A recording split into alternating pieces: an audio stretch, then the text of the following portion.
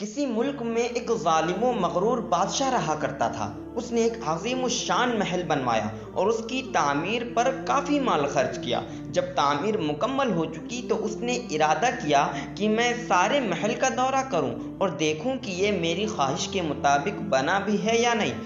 چنانچہ بادشاہ نے اپنے چند سپاہیوں کو ساتھ لیا اور محل کو دیکھنے چل پڑا۔ اندر سے دیکھنے کے بعد اس نے محل کے بیرونی حصوں کو دیکھنا شروع کیا اور محل کے ارد گرد چکر لگانے لگا۔ ایک جگہ پہنچ کر وہ رک گیا اور ایک جھونپڑی کی طرف اشارہ کرتے ہوئے پوچھا، یہ ہمارے محل کے ساتھ جھونپڑی کس نے بنائی ہے؟ سپاہیوں نے جواب دیا، چند روز سے یہاں ایک مسلمان بوڑھی عورت آئی ہے، اس نے یہ جھونپڑی بنائی ہے اور وہ اس میں اللہ عز و جل کی عبادت کرتی ہے۔ جب بادشاہ نے یہ سنا تو بڑے غرور بھرے انداز میں بولا، اس غریب بڑھیا کو یہ جرت کیسے ہوئی کہ ہمارے محل کے قریب جھونپڑی بنائے؟ اس جھونپڑی کو فوراً گرا دو۔ حکم پاتے ہی سپاہی جھونپڑی کی طرف بڑھے۔ بڑھیا اس وقت وہاں موجود نہ تھی۔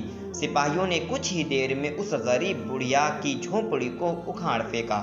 بادشاہ جھونپڑی گروانے کے بعد اپنے دوستوں کے ہمراہ اپنے نئے محل چلا گیا۔ جب بڑھیا واپس آئی تو اپنی ٹوٹی ہوئی جھونپڑی کو دیکھ کر بڑی پریشان ہوئی اور لوگوں سے پوچھا، میری جھونپڑی کس نے گرائی ہے؟ لوگوں نے بتایا، ابھی کچھ دیر قبل بادشاہ آیا تھا، اس نے تمہاری جھونپڑی گروائی ہے۔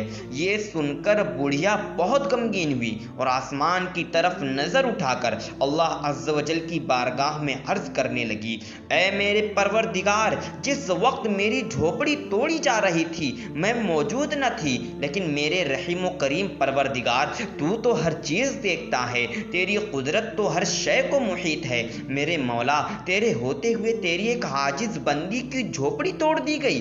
اللہ عز و جل کی بارگاہ میں اس بڑھیا کی دعا مقبول ہوئی۔ اللہ عز و جل نے حضرت سیدنا جبرائیل علیہ السلام کو حکم دیا کہ اس پورے محل کو بادشاہ اور اس کے سپاہیوں سمیت تباہ و برباد کر دو۔ حکم پاتے ہی حضرت جبرائیل علیہ السلام زمین پر تشریف لائے اور سارے محل کو اس ظالم بادشاہ اور اس کے سپاہیوں سمیت زمین بوس کر دیا۔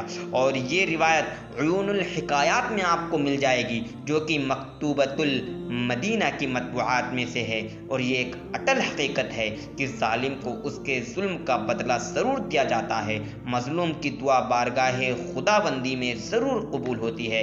اللہ عز و جل ہمیں ظالموں کے ظلم سے محفوظ رکھے اور ہماری وجہ سے کسی مسلمان کو کوئی تکلیف نہ پہنچے۔ آمین۔